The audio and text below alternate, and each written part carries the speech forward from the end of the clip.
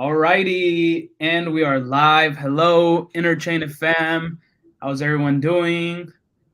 I got Tiffany with me. She is marketing at Magic Eden. And yeah, we'll be interviewing her. For the ones that haven't heard the podcast, this is Interchain FM, where we talk about Cosmos, DeFi, interchain, interop, NFTs, everything in the space. So, welcome in, Tiff. Welcome to the space. Happy to have you. How are you? Good. How are you? It's a pretty nice day in New York today. Where are you based right now? Portland. Last time I saw you, you were in Miami. I thought that you were gonna stay there, so because I you were did. still kind of like hopping on for homes. Yeah, I stayed there for like a little bit. I think I was in Miami from January to March, and then after that started bouncing around. So, kind of like been around SF, New York. Currently have a sublet here until the end of November, and then we'll see where the wind blows. It's good for now. New York's great. Summer in the city is great. How's Do you Portland? like do you like the fast-paced environment out in New York?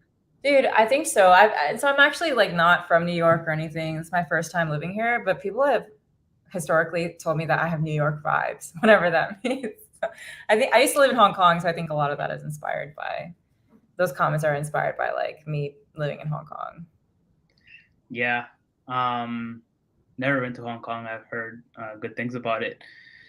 So for the ones listening, right, and tuning in, so tell me a little bit about yourself. I know that when I met you, we were launching a project on Terra and Magic Eden. At that point, I remember the Instagram account, the Twitter account had like you guys had like I think if not the same following as our project. Oh You guys yeah. didn't have a big following. Yeah, I remember. I remember the day we crossed like 50K. I was in Lisbon for Breakpoint, and I was like, "Oh my god, we crossed 50K!" And then we launched Hero pretty soon thereafter, if I'm not mistaken. So, yeah, Yeah. yeah, you guys launched in November, right? Yeah. October, November. Yeah, November. Thanksgiving. So yeah. Yeah, yeah, I remember.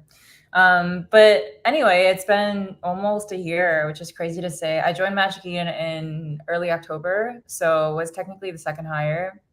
Now we have over 100 people. It's super crazy. Never thought we'd be this big, this quick. And yeah, like just in for the ride, I guess. My background, it has nothing to do with Web3, to be honest. So Magic Eden was my first foray into Web3, but had a lot of other experiences that I think surprisingly connect and have been valuable at Magic Eden. I think in retrospect, I think if we had hired somebody who was a traditional marketer and was in Web3, I don't really know how, or if you had hired like a Web2 marketer, I don't Right. would have actually been that Exactly. successful. So I mean, tell us more about what you do though. So every time that I hop on like a Magic Eden space, you're there. I remember you pretty much like you're there with the community, you're there with the teams. The teams know you, the community knows you. Um, so what do you do? I guess what do you do there for Magic Eden? Um, and I guess have things changed ever since you started, or like are you like now? Obviously, you got 100 people now helping you guys out. How is that working out? Um, I jokingly say that I am the professional shit eater at Magic Eden. Yeah. Because when bad things happen, I get called. But I oversee marketing. So marketing includes a variety of functions. I think let's say like there's three pillars in the current iteration of the team. The first pillar is around PR and partnerships, and that includes Launchpad marketing, which I know is a spicy topic. The second pillar is around socials, Mhm. content, and kind of brand. So representing Magic Eden. And then the third pillar is around product and growth marketing. So Yeah, the team's around 10 people, and it's a wild. It's just crazy. We've done a lot over the last year. I think the team is primarily made up of really young NFT lovers who don't actually have like formal marketing training, but they're really passionate about what they do. So I'm really grateful for them.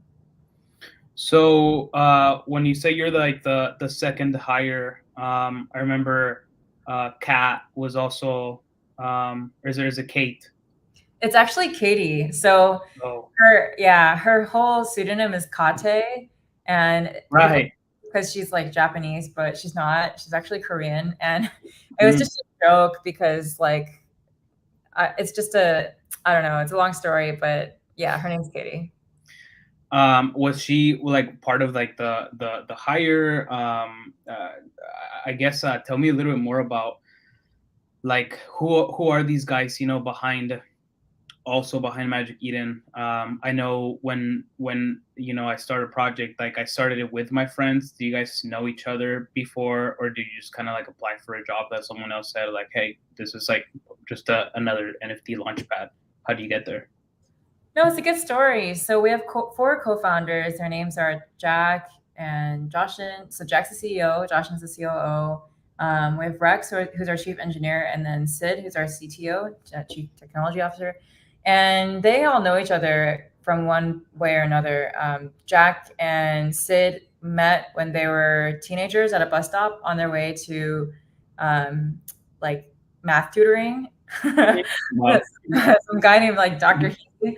And then I think Jack and Josh met each other in Australia, and then Sid and Rex worked together at both Uber Eats and Facebook for a short bit.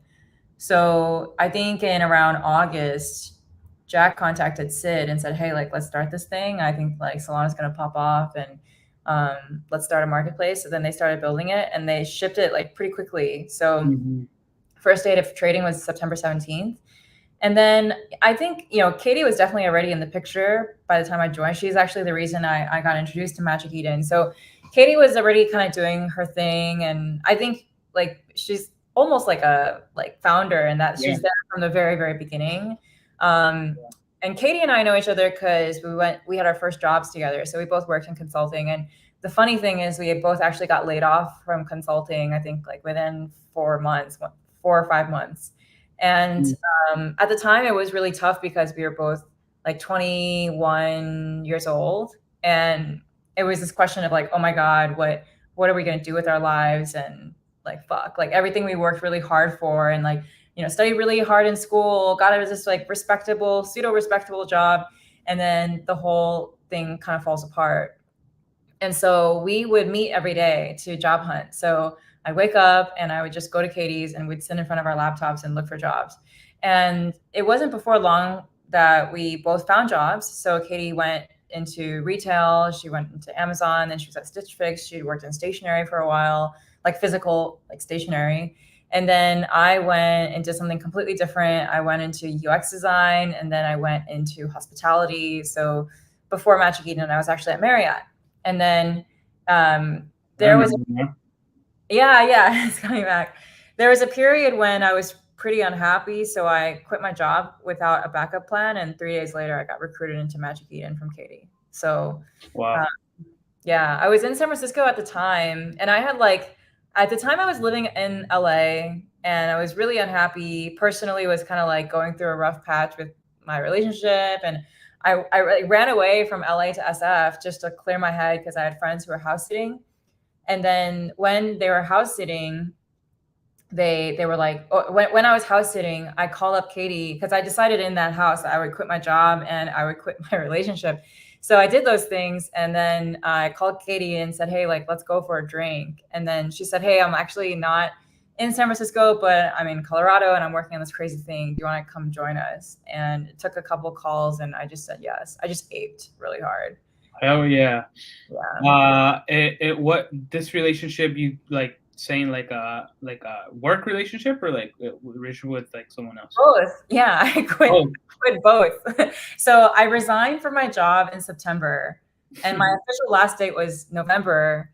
I started working on Magic Eden in early October. So for the month of October, I was actually working 2 full-time jobs. And Magic Eden in those days, it was like every minute you're awake, you're working. Like Yeah. no time to do anything else. Like Yeah. really up until 3 a.m. in the morning, just grinding.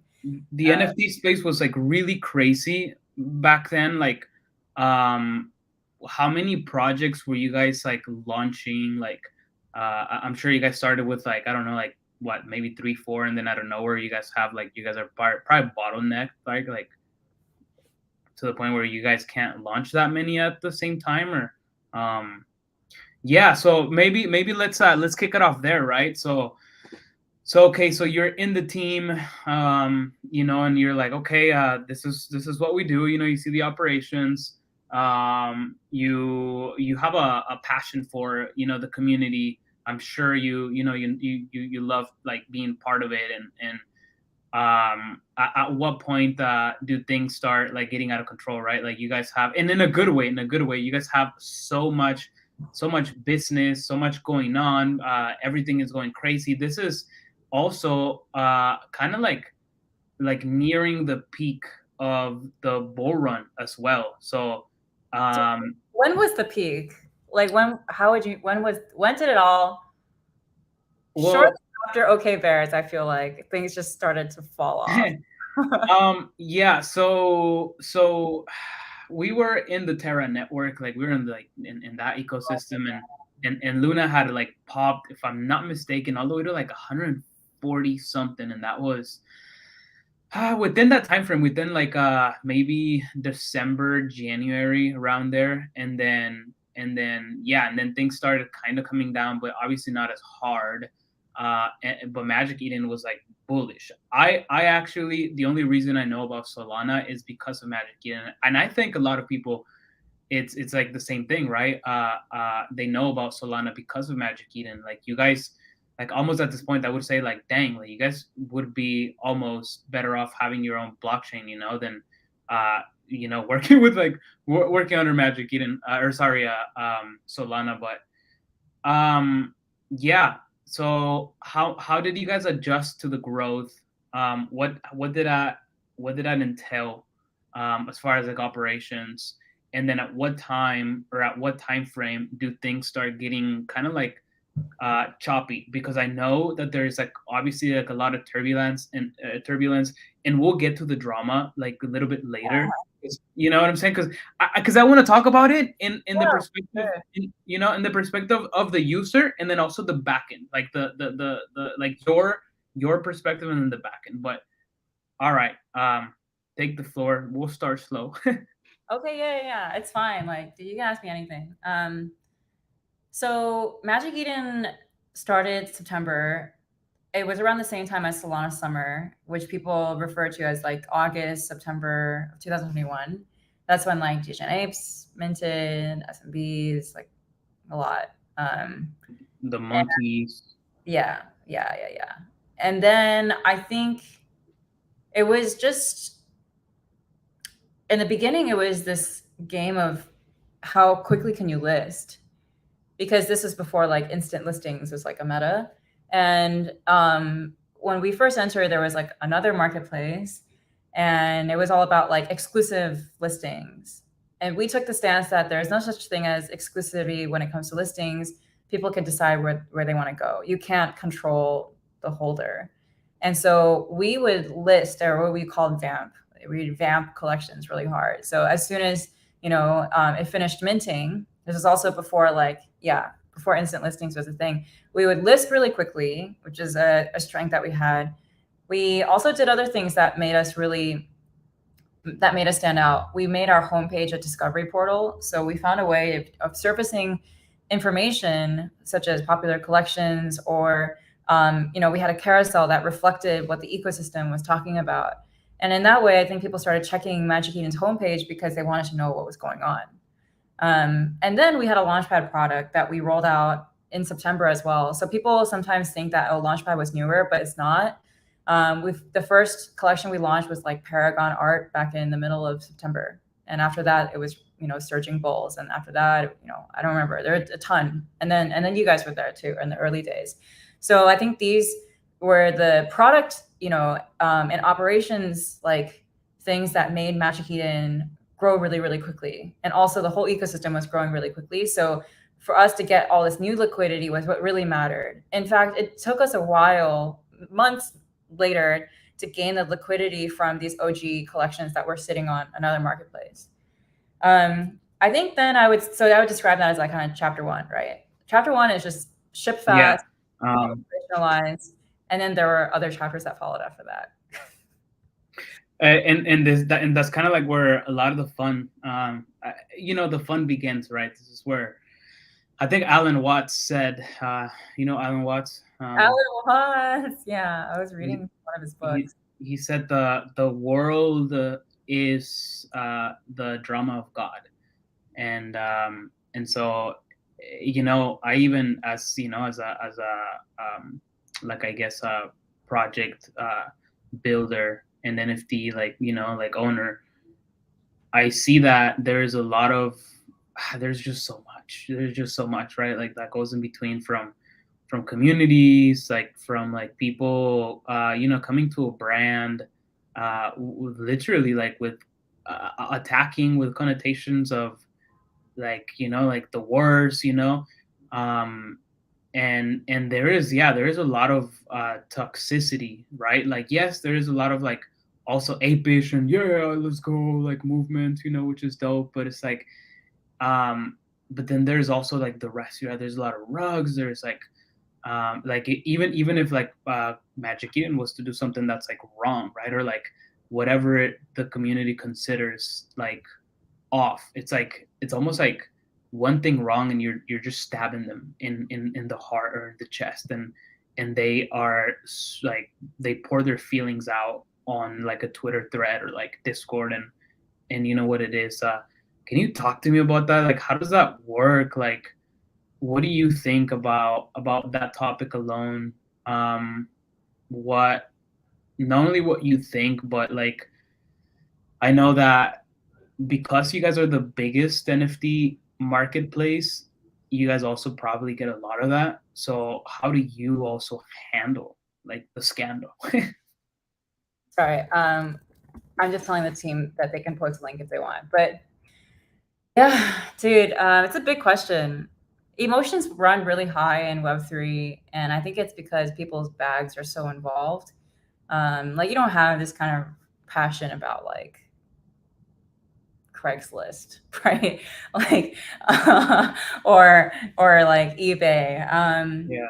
And I think it's also because of just the ethos of Web3 is really focused on transparency, and that frankly, there's just like it's still a pretty small microcosm of people. So, I think all the times that the community has like crucified us, I think it's ultimately, I mean, I know this will sound really cheesy, but it's ultimately a good thing because it shows that they still care, like that you don't really bother getting mad at like Cox Internet because, you don't have any faith in them anymore. And I think when people take us to town, it's because they expect us to be better.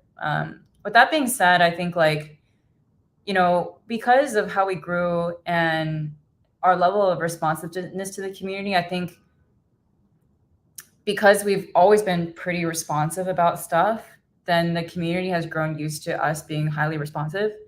And as we get older and the issues become more complex, it's like not so black and white anymore. Right. And, I mean, the latest, like kind of the biggest thing that happened was like Dijon Town. And we were quiet about it because it took a really long time to Can you bring give it. us Go ahead. right? Sorry, I think no, I'm getting like a little bit of a connection problems here. I think that's me. Can you hear me? Yeah, I can hear you. So give us an example. So I know a lot of your community, it's out there in the Solana space. This Interchain FM is actually Chango's project. So Chango interviews like anything in Cosmos, and she'll interview like the founders of Cosmos, and like all these other projects.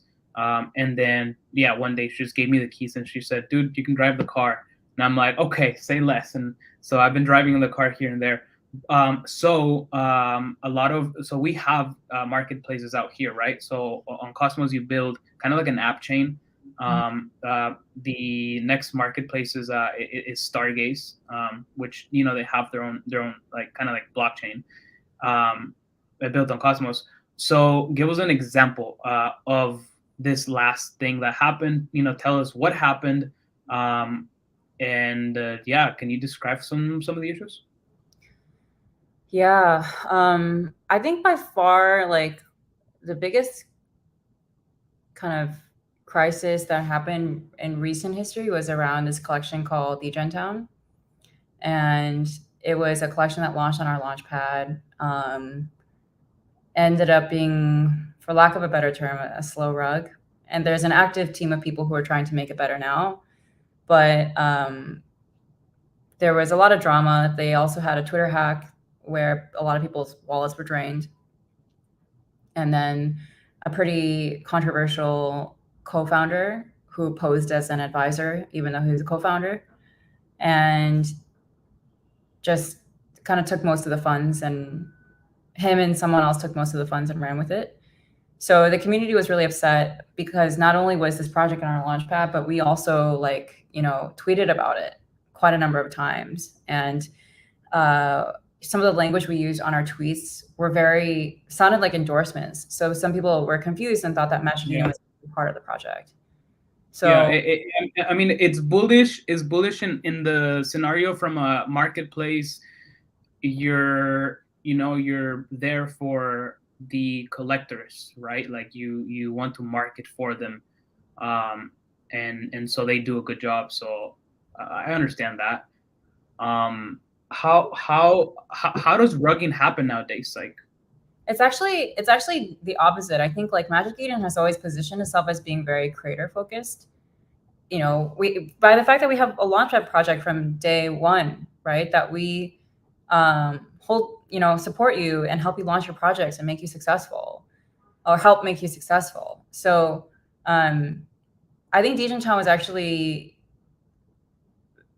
a reckoning that made me personally realize that we might actually need to be harder on creators, and that like much harder, and that we like assess quality in a different way and hold the creators' feet to the fire. So, I think even before we acknowledged stuff like Town, we started doing a Twitter space called Launchpad and Grill, where we actually get community members to come and ask questions to the Launchpad projects to provide transparency, and also like ask them some pretty tough questions.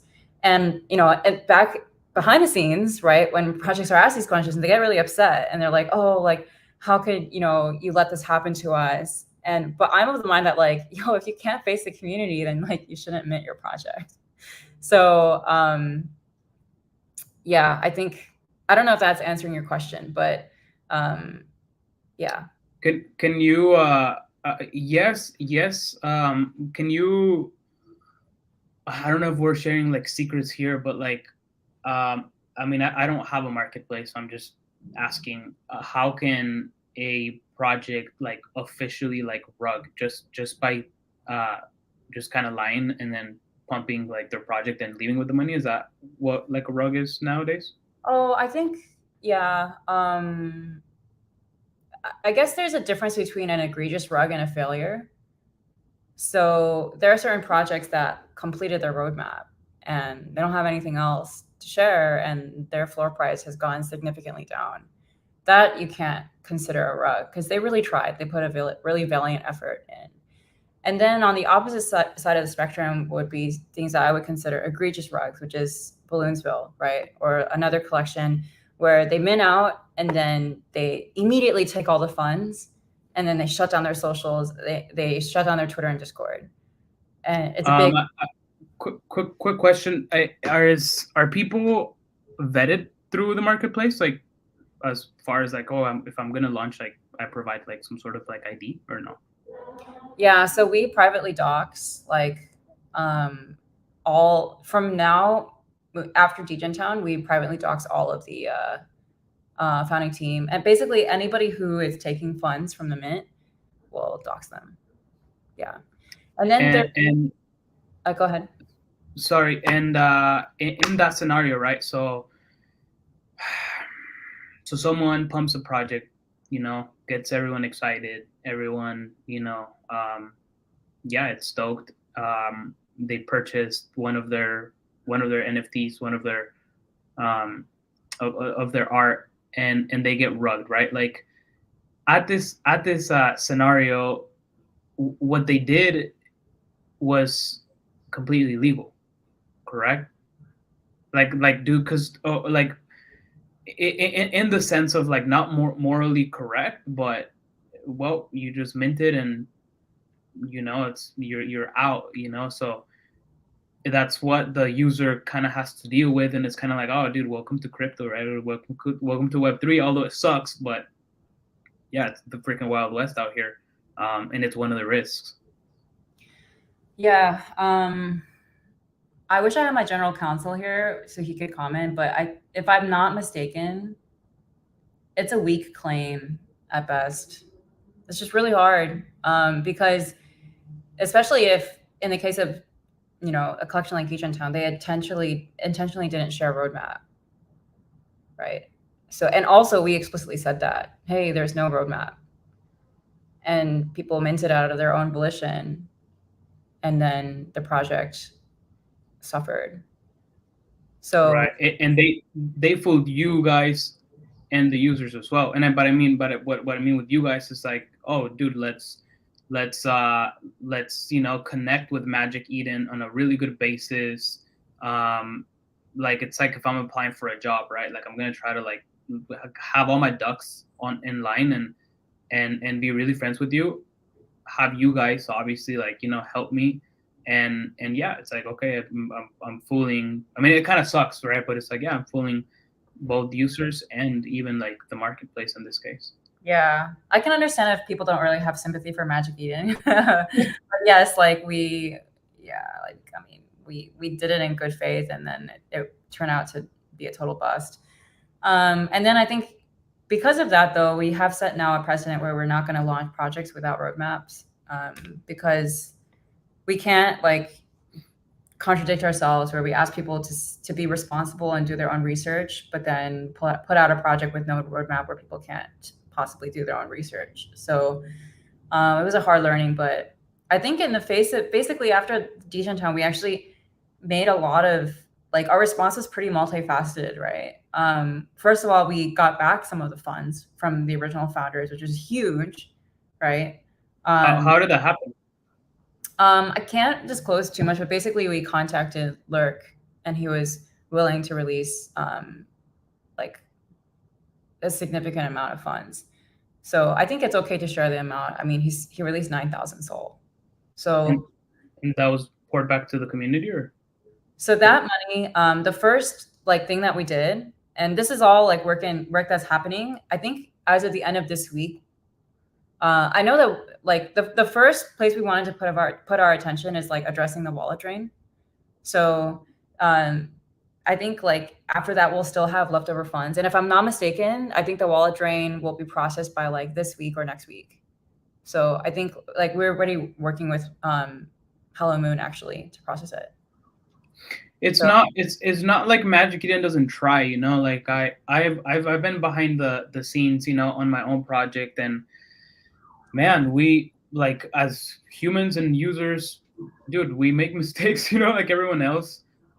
It's not like we're like, mistakenly doing things on purpose to, to harm like the user. And but yeah, but you know what? Shit is tough. Because like in about what happened with Luna, and the Terra crash, and in our end of the community, like in this pool, in this side of the spectrum, people are so angry, right? Like they're already angry. So it's like if you do one thing wrong, they'll eat you alive. Because yeah, people within like that crash people lost their lives. I don't know if you remember, Hero back in the day was about like suicide prevention. Not about suicide prevention, but like for like pillars of life that helped, in that scenario, not maybe not get users into into that verge of thinking of suicide. But these are things that are real. These are things that are real. And I think that what you guys are doing, trying the hardest to, one, become transparent, two, have more of like a responsibility for the projects, for the creators, and giving them more of like a hard job to follow. Like, for example, the roadmap, it's a good place to start.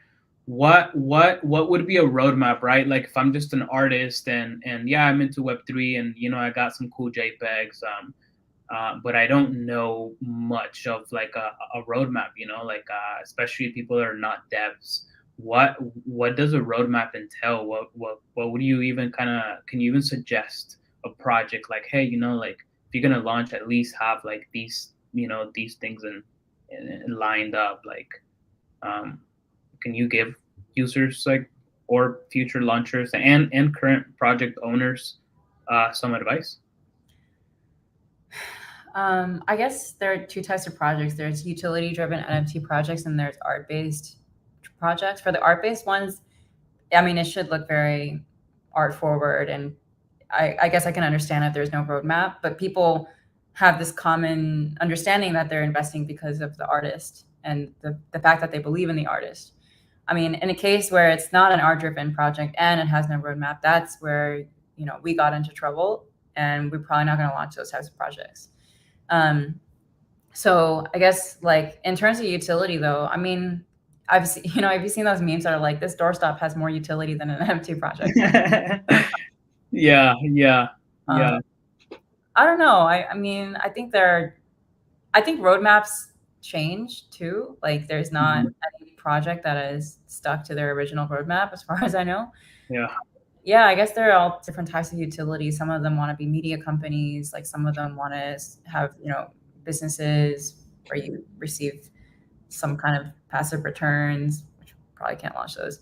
But I mean, they're companies that are trying to get involved, and they release their loyalty programs via NFTs. Like, there's all different types of utility at this point. How's your project going? Like, what do you think you've delivered back to your holders at this point? Well, when, like, for example, the Terra crash happened, I'm telling you, like, the whole sentiment was about, it's like if someone had, like, passed away, like someone had died. Everything is very dark. Everything is very, like, quiet. It's like kind of like pitch dark. And I mean, we're heroes. So even holding a space that was positive and just kind of pouring into people is like things that we do. It's like, we launched so after Terra's collapse, it's like the token itself just loses value. We had people, like, I think one of, like, the biggest sales of, like, a hero NFT was of like 35,000, which is like, dude, we're like super happy, for those sales. We had like villains going on, which is combine two comments and pretty much burn them, and then you get a villain. And those are going also pretty high. And then the Terra collapse happened. So there's, like, now there's brokenhearted, like, heroes. There's people that stop, like, just being a part of Web3 total, and especially NFTs. But it's also interesting because when the value of the token Luna was dropping, a lot of people couldn't liquidate, and so they ran to JPEGs as a form of stability. Yeah. Yeah. And then, like, that was kind of like the liquidity, like JPEGs were the liquidity. You're the stablecoin. You're the new stablecoin. Yeah, they're the only J that's pegged.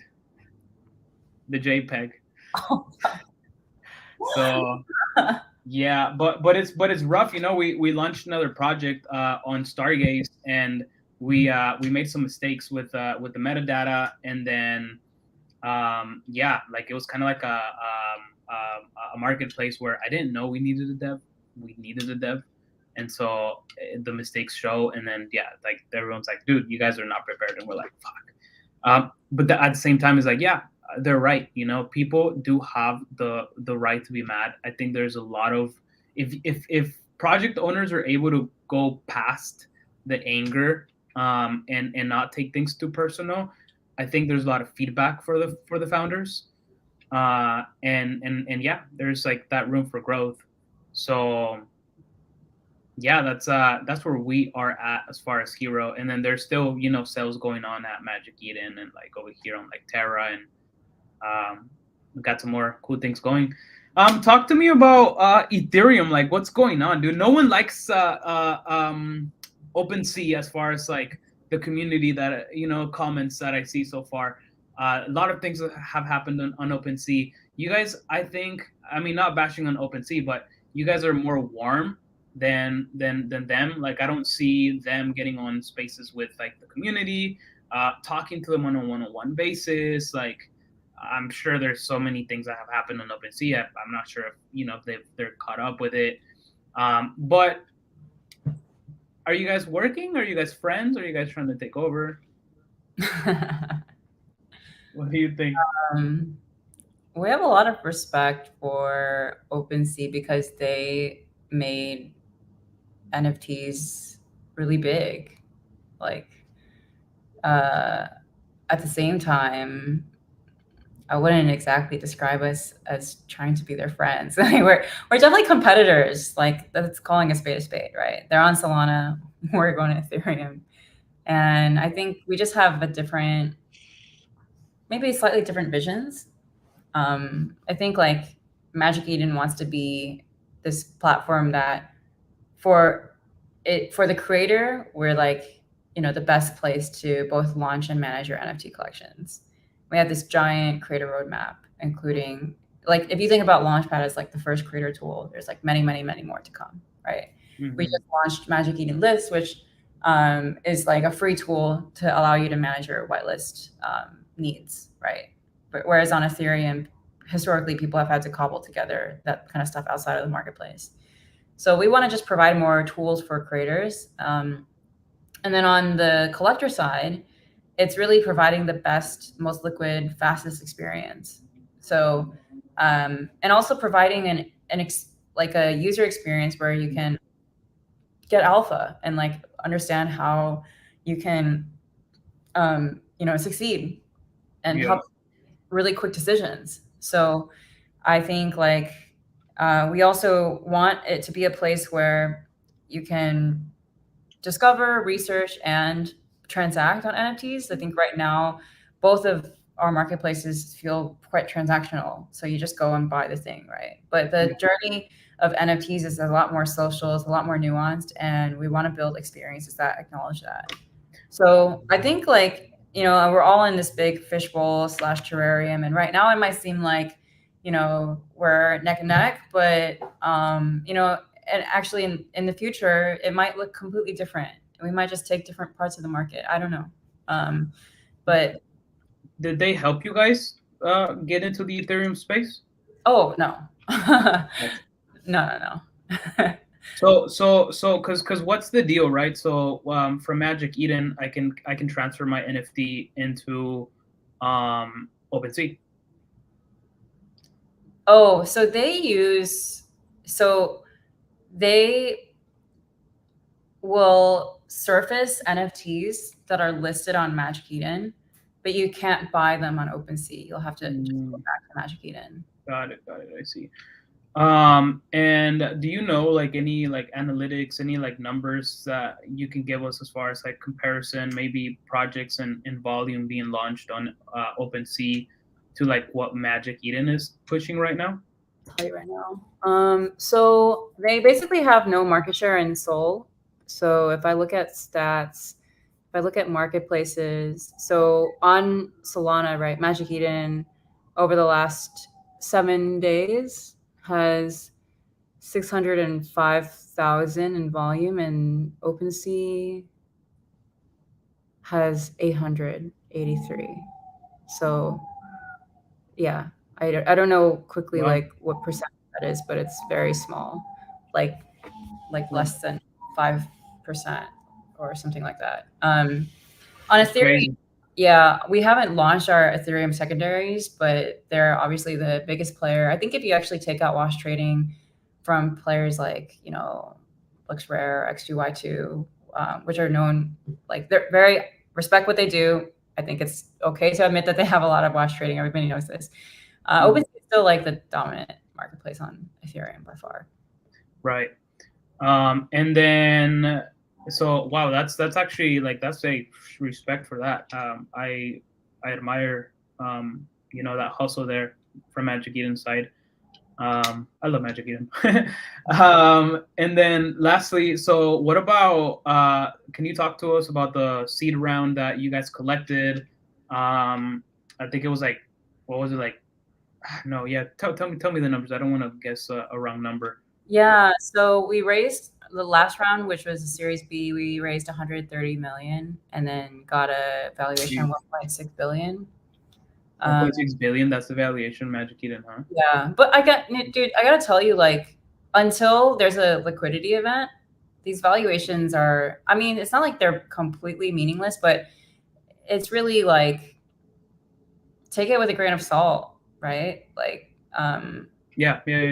volatile. We don't know what's going to happen in a few months. So for us, it's just like stay humble and keep working, like, because it's going to be a long time until there's a liquidity event, whether it'll be an IPO or a token, which we hope it's a token, but yeah. Right.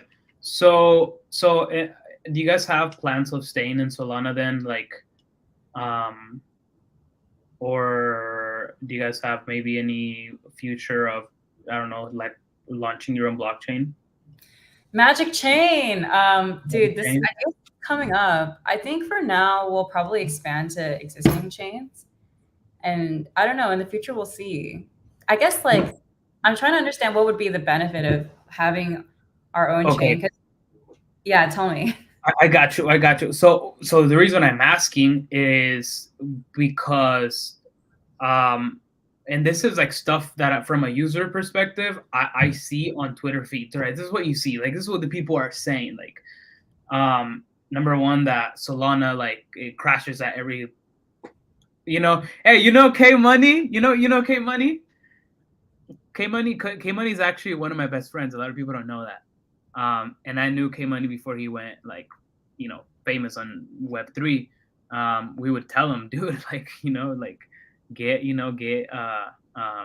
Web3, bro, like, make jokes. And now he's on it. I actually texted him. I'm like, yo, stop by for 5 minutes, you a-hole. But anyway, yeah, like, like he'll roast here and there, makes like obvious jokes like, oh, Solana's network is down, so I've tried to buy NFTs on Magic Eden, and I think I forgot what like the numbers that you guys have up top right, which is kind of like the speed, I think. But I've tried to buy NFTs and it's like fails numerous times, and it's like, oh, it's they blame it on like Solana's network, and then even our devs. So our devs, they did a contract to launch duo-chain Solana and Terra, and so they even said that Solana is just like, they just have these things that they just don't work at times. It just like the chain itself doesn't work at times. So am I hating too much, or? I mean, these things have definitely happened, but I don't think they've happened in recent history, right? Like, when's the last time there was an outage? No, but I would say that's because, like, I mean, even volume right now, just like we're kind of like in a bear market, right? So it's like a little slower. I mean, the bottlenecking happened in Ethereum as well. So that's just why I ask, you guys do rely on, a blockchain to transact, for your users. So that's why I ask. Yeah. As far as any like issues with the chain itself, so you guys are happy with Solana then? I mean, I think like eventually we'll just be across multiple chains where, like, I mean, after ETH, maybe we'll do another one. Right. It's a matter of phasing it out over time. I think I understand the issues of like Solana, but I'm also like pretty grateful for like what they've built, which is an incredibly loud and vocal community of NFT degens. Like, if you look at share of voice on NFT Inspect, it's like a lot of Solana people now over ETH or any other chain. So I'd say like Solana is really, it's where a lot of experimentation takes place. I think there's a really strong network of community, whether it's collectors and creators. And Solana's like done a fucking roadshow of like different hacker houses and runs all these different initiatives. So yeah, I totally get that like their network has had issues, but as I think it's getting, I'm not a technical person, but I think it's getting better. And obviously there's hopefully some very smart people working on it. But Yeah. yeah, they've given a lot, you know, to the NFT ecosystem in particular. Yeah, I'm also not like a technical person. This podcast, however, is technical. Um, it would be dope. Yeah, I know, right? Hey, Chango gave me the key, so I just drive this car. But um, in a maybe like their podcast part, they can talk about the technicals and yeah. Well, this is Ape Chat.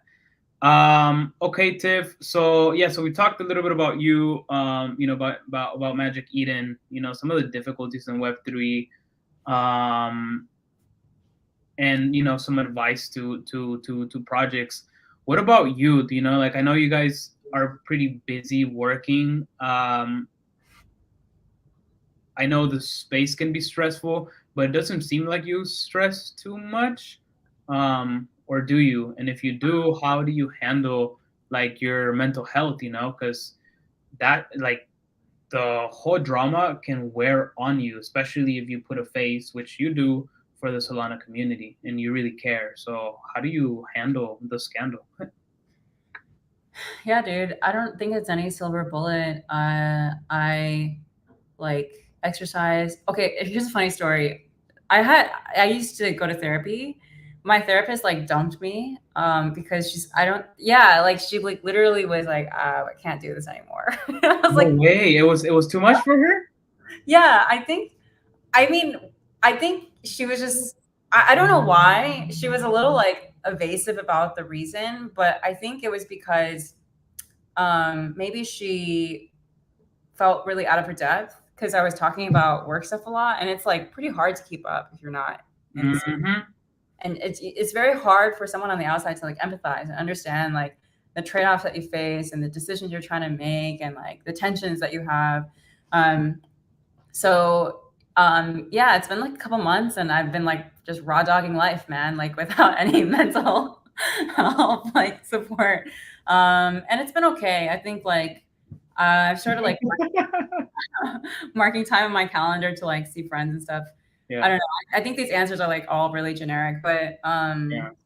dude, I don't know. It's like I think for the first 6 or 7 months of Magic Eden, I just like lost myself in Magic Eden. Right.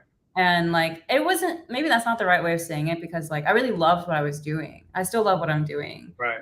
I kind of threw like my friends hadn't talked to me in months. Like my family was like, "Oh, I don't know where you went." And I lost touch with a ton of people. And now I'm kind of like in the process of kind of getting that back and getting into the hobbies that I've always loved.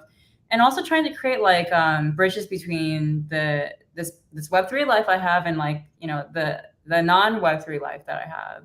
Because I think like the more connected those two are, then the happier I'll become. So for example, like I love to write, and like there's this woman who I met through a writing program, and I recently connected her with Soul Gods, and she's now writing lore for them. So, like those are moments that bring me a lot of joy because they make me feel like NFTs and the world surrounding NFTs can be applicable to anybody, or that it's a space that's for everybody. Right now, I don't know if that really feels like the case. I do feel like crypto is very unapproachable, where NFTs are still pretty unapproachable. But I think like just trying to practice in my personal life brings me a lot of joy. We got a comment here from someone that said away from her. I think they're talking about like the counselor. It's real stuff, it's real stuff. Like I really care for my people. Yeah, well, I personally like I struggle with anger. Not that I struggle. I don't struggle. I deal with anger, right? Like I get to a point where it boils up, and then it's at that point where I'm like, okay, what am I gonna do when I'm right here? And so yeah, I do have to talk to someone and stuff like that. I haven't gotten any counseling per se, but I know that it would be helpful. and then again it comes and goes. But then again, it's like, okay, I'm having my own issues, and I see you, and you guys are, dealing with a bigger brand and a bigger community, and I see you guys too talking to the community, just being there, open spaces, hey, being transparent, even in the downfalls, you being transparent, and it works, it works to an extent. You can't make everyone happy. Is, bro, like, some people are still going to, hate you regardless, but when you try your best, it's like, okay, you give your best, and that's what matters. I know, I even think of you, I'm like, dang, dude. I'm like, sometimes, like, when you guys were like super busy and like there was like some stuff going on, I'm like, should I like schedule her a massage or something like that? Cause like, because it's really hard. It's really hard, dude. It's really hard, and you got to take care of yourself. Thanks, man. Yeah. It's okay. It's okay. I'm not like dying right now. Hey, hit me up when the next show happens. Yeah, I mean, I thought of you when like all the Terra drama happened, and I was like, man, I wonder how Hero's doing. But Yeah, we were on that phone call with like the Karma from Galactic Punks and all of that. She was the most prepared Twitter Space hosts I've ever met. I was like, dude, this woman's like not fucking around. It was great. People love her voice. Karma, you got to make it to the show. Chango is also, Chango is like a little alpha like nerd in a good way. Like she's a savage. She could like hold the conversation with like like Vitalik or people like that on that spectrum. How do you remember my brother? God is good. Like my brother from another mother. Married, right? Yeah. Did he tell you he's just married now? Yeah. No, I love the story about how he like found a bunch of tokens that he forgot about and used that to buy his wedding ring. Yeah. We did that. We also lost all of our funds during the crash. Literally like personal, and we were like 100% in personal and company funds. So, but then again, it's like at the end of the day, this is what heroes do. From a perspective of a project, founder, and there's community that believe in us. There's always going to be like that core people, like 10, 20 people that believe in you no matter what. Super, super hard. And even if you have some downs, like they know that you'll come back. For me, the most important thing is to be there for them, and in a sense of like time spending, just getting on calls with them, hearing them out. Some of them really do just are looking for a community, and I don't know, like, I mean, I like to think I'm like a normal dude, like I do a little bit of everything, like Web 2, Web 3, but a lot of people just stay behind the screens. And so when we come and just chill and share energy with them, then it's I think they appreciate it, and we can kick it back and have some fun. So that's like what I think they appreciate. But yeah, that's it. Anything else that you want to share? Anything else that that maybe you think is useful for everyone, hearing this space, NFT holders, NFT creators? Tell us also a little bit about youths, like, and DeGods. We just see from the background, and we see what's going on, and there it's inspiring. So maybe taking a few lessons from them. Like, do they have a technical roadmap? Not that I know of, right? But I mean, I think I'm not sure what is. I'm pretty sure the DeGods team is not going to rug youths. Yeah, no. But no. I say it because they're killing it. Like they have a lot going on. It's on Twitter. You give one like to one of their posts, and then like the rest come and they're like wanting to, like, honestly, like I look at Bored Ape Yacht Club and I'm like, okay, it's cool. But right now, what's trending is like DeGods, and this founder, right? Everyone talks good about the founder. What do you think is different from them? I know you're bullish about them too. So what? Yeah, tell me. A couple things. I think Frank himself has managed to sustain people's attention over a really long period of time.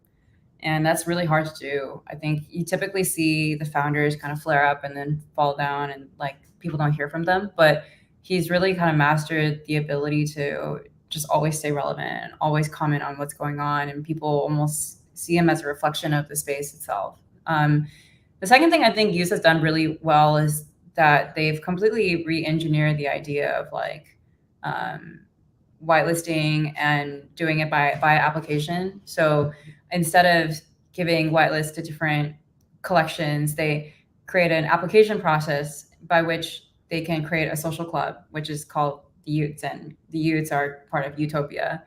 And by kind of boiling it down to the individual level, then they have this other feed called Ute List, where they then get to promote like every person who they accept into the whitelist. And it's like each individual post is generating a ton of traffic and hype, and then they just repeat that.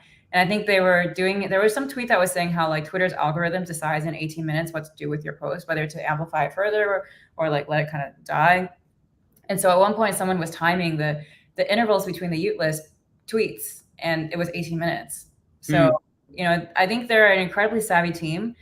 I think in general, the DeGods, the third thing is I think their overall attitude since the beginning, like they told me the story about their original mint, how they like followed their lead dev down to Arkansas in order to do the mint, or maybe it was Alabama, I don't remember, but they're really, really just unapologetic. Like they'll try anything. And I think what also helps is that like they're a very technical team. So they know how to build a lot of different experiences, right? Like the transformation of like DeGods into dead gods. You can't do that with like someone like my background, right? Where I know a lot about marketing, but like I don't know how to build these types of experiences. And so that's kind of like their weapon, is that they come from like a dev culture, which I think Solana is like known for, right? Solana is known for a lot of like developers, right? Whereas you could say like Tezos is known for a lot of artists, like, and I think like they've just been able to play that to their strength to develop cool experiences that get the community excited. So yeah, I think like, who knows what's going to happen. I think part of the mint is on Sunday. I think it's also like a multi-stage mint, but yeah, in general, it's just a super hardworking team. They're based out of LA. Nice. And yeah, like super, super competent and super hardworking. Like I think they sleep in shifts. Like there's always someone who's asleep during the day. I love it. It's his passion. By the way, guys, for the ones listening, that is the number one project right now in Solana. Is it both sales and volume? Probably. Overall volume for sure. So I think it's over 1 million in secondaries. Yeah. Sheesh. Yeah, and one of them just sold for like what was like 220 some K. Yeah, it was the yellow one with like the little crazy. No, I salute it. I salute it. There's a lot of respect. There's like lessons there that we take and we draw down, and they're making the space kind of like a better place. But okay, we're running into the hour, Tiff. I appreciate you coming on. I hope that we kind of broke down kind of like the front end and kind of like the back end. As you guys can see, it's also not an easy job, but you love it, right? You just love the ups and downs. You love the ride. I'm just kind of here for the future, man. Like I want to see NFTs take off and create different categories for different types of artists and creators. I want to see like what? Can you tell me a little bit more about those things that you see? Because you're in the space. If anything, you're a person that probably can see the future more than most. Can you tell me a little bit about that? Yeah, I mean, I think like there are use cases that are just waiting to pop off, like ticketing. I just think there's not a lot of great infrastructure around it. I think entertainment as an industry is trying a million different ways to get into NFTs. Some of them are more successful than others, but like there are a lot of like I'd say LA is kind of crazy for NFTs right now. Like there's so many different types of projects, celebrities, musicians who are trying to use this technology in order to like champion and like do something new. I'm trying to think of what else. Like I think the art category is really respectable and very recession proof or like bear market proof. As we've seen, I think exchange art has done some really cool stuff recently. And then I think like we're really bullish on gaming as a category. The sad part is that there just aren't a plethora of like really fun, engaging, fully built out games on the blockchain yet. But you know, I think if we find the right developers and give them the right tools, it could certainly pop off. So yeah, I think there's also like way smaller categories such as music and fashion that are really, really nascent, but still like, you know, I think there are small but vibrant communities around them. So yeah, if I had to put my money on something, I'd probably say in the short term, I don't know. I'd actually personally bet my money on art. Yeah. Interesting. Alrighty. Well, folks, there you have it. That's Tiff, Theo. I call you Theo. Yeah, Tiff. you're one of the OGs. Like, because I used to not be doxxed, and so my name was tiff00ny, which is like just the Greek origin of Tiffany. Right. The first time I saw Tiff, was in Miami, and I was just excited, to Magic Eating wasn't even that big back then, but I was just excited to see her. I remember like I like hugged you and like lifted you, and you're like, yo, who's this guy? I'm like, yeah, dude, I'm just excited overall. But no, thank you for hopping on.